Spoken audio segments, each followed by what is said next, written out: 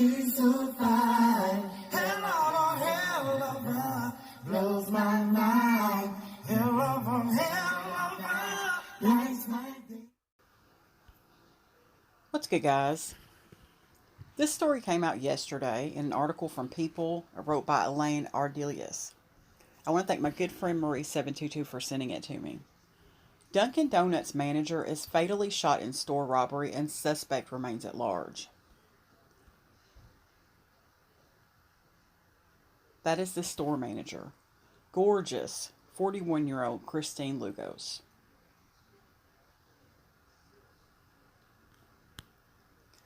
Philadelphia police have offered a reward for any information regarding the deadly robbery of a Dunkin Donuts on Saturday. Christine Lugo, 41, was unlocking this shop shortly before 5:30 a.m. when a man approached her and used a gun to push her inside the store, according to a police statement. After forcing the manager to turn over currency from the office, the male shot her once in the head and fled the store in an unknown direction, police stated. The store manager was pronounced dead at the scene.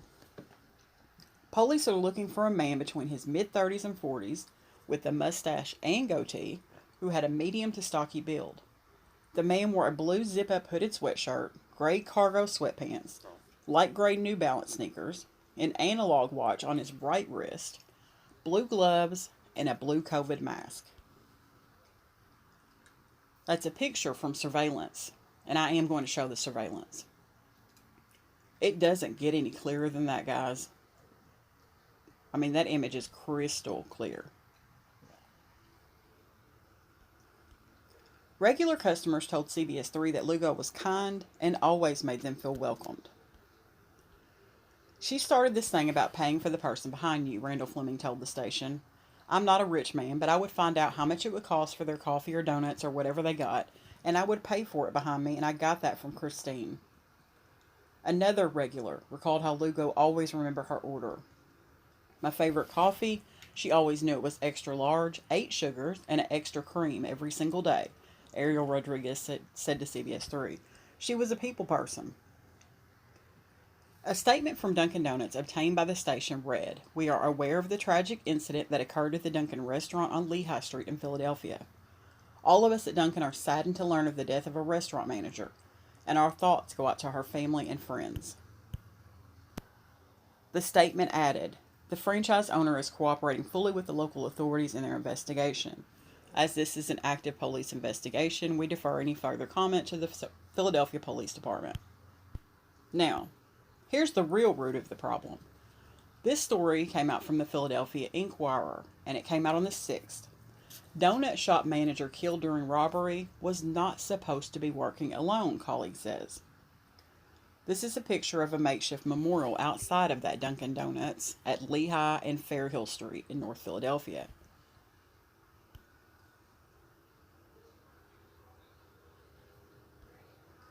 The morning she was shot to death in a city beset with gun violence, Christine Lugo was not supposed to be working alone, a colleague said. The store is usually open 24 hours, offering only drive-through service overnight. But the person who was supposed to work Friday night into Saturday morning called out, assistant manager Terrell Johnson said, which meant Lugo showed up to an empty store left to open it alone. Johnson, 38, said he often worked the overnight shift and would meet Christine Lugo in the morning when she came to start her day about 5 a.m. She'd text him, which she was 15 minutes away, he said, and he'd meet her outside.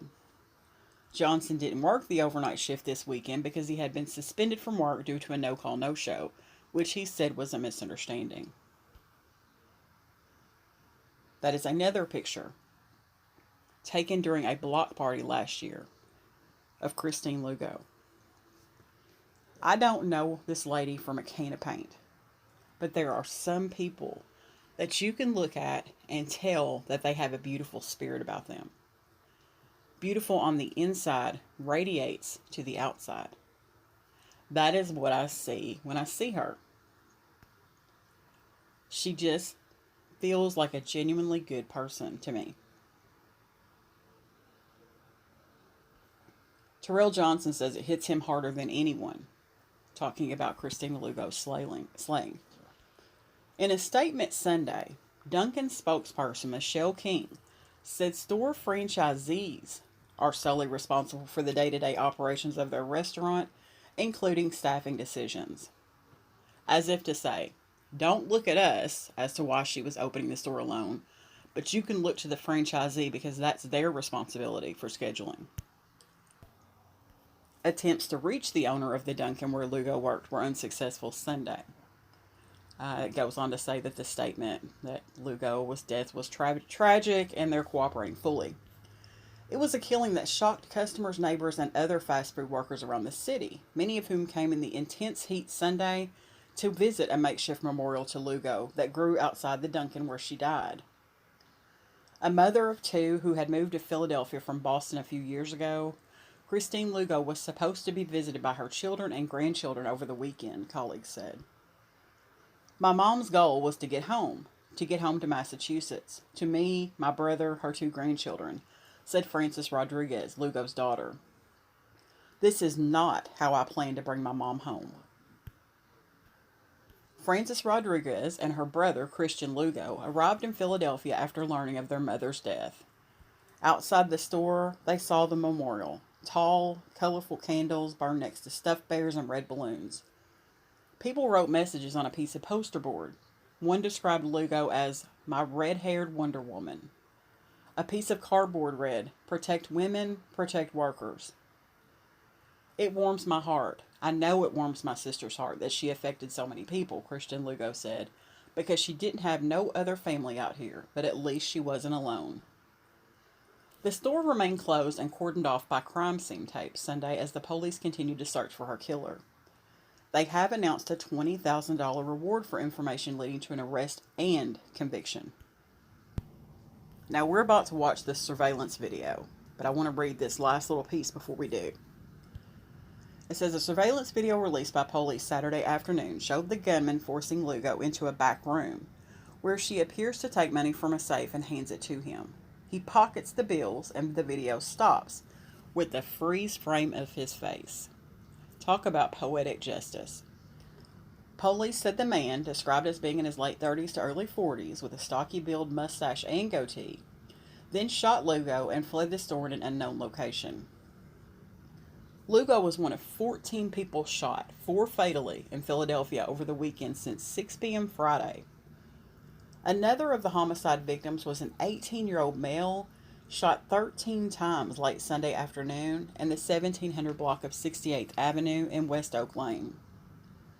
Christine Lugo's death comes in a year on track to be more deadly than 2020, when 499 homicides fell just one short of the total for the deadliest year on record, 1990.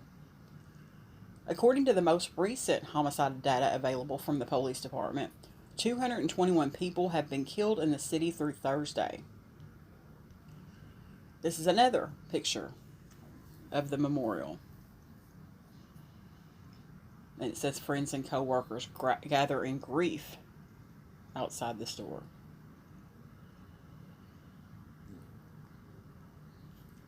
Co-workers describe Christine Lugo as a kind, generous person who would give people coffee or food if they were hungry but didn't have the money. Though managers aren't meant to open up stores alone, it happens, workers said, if someone calls out or if the store is short-staffed, as many are now. A Dunkin store manager who gave only her first name out of concern for her safety, Tatiana, said she was opening up another store in North Philadelphia alone at the same time Lugo was killed. Renee Wicker, who works in that other store too, said opening or closing alone is scary because people do rob these stores even though there's not much cash in them. Christine Lugo's colleague said less than $300 was in the store she opened Saturday morning. Wicker, 37, said she was terrified working Saturday night. You can't even go out to make a living these days, she said. You might die. A group of fast food workers who didn't know Christine Lugo nonetheless drove out to her Dunkin store Sunday morning to mourn her. They work in a different part of town in Port Richmond, but they saw themselves in her.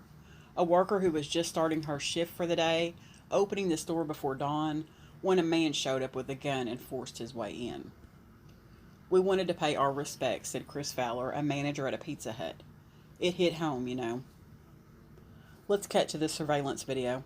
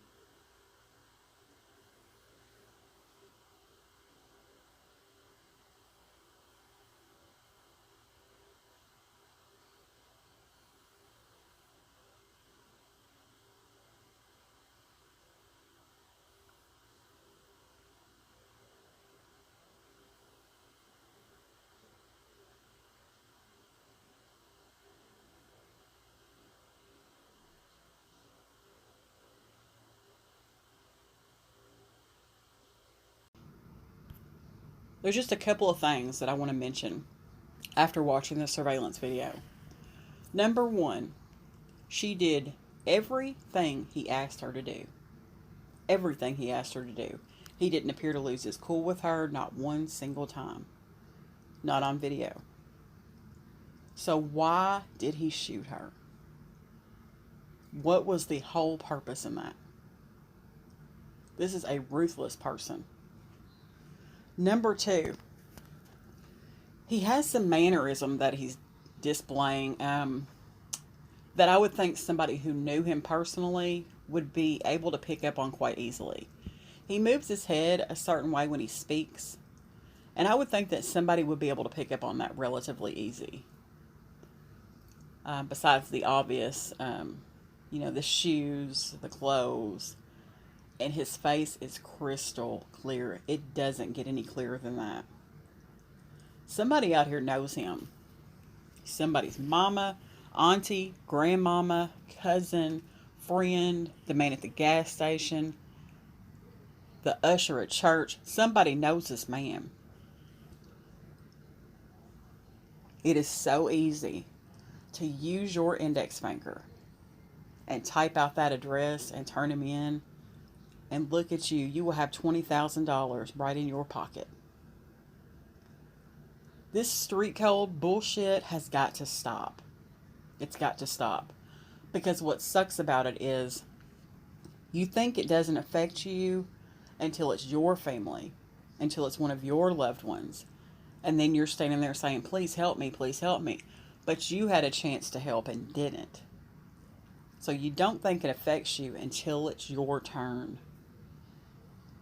That's very important. Until it's your turn, until it affects your family or your friends. It just sickens me. This guy is cowardly. Another thing that sticks out to me. How did he know she was going to be there to open that store alone? It's just something I'm sure they probably looked at. So, who was the person that called out? Who was the person that called out the night before? Just something to think about. Because did they tell someone, hey, I'm going to call out, blah, blah, blah. That's going to leave the manager there by herself, blah, blah, blah, not even thinking about it. And somebody heard that and said, I think I feel like robbing that store today. Is that what happened? Or is this completely random? It just doesn't appear random to me. It just doesn't. So that's definitely something to look at. Did that person say something to someone else and they just said, you know what, perfect opportunity? Something to think about. But I just was instantly drawn to this because she looked like such a beautiful person. So I definitely wanted to cover it on this channel. I hope they catch this person. I hope that people start speaking up. That's the only way we're going to get these people off the street. Because one day it could be you, and then you're going to be standing there looking stupid. Because you could have helped and didn't. So if you know something, say something. It's just that simple. I'm going to end this story on that note. Thanks for watching, guys.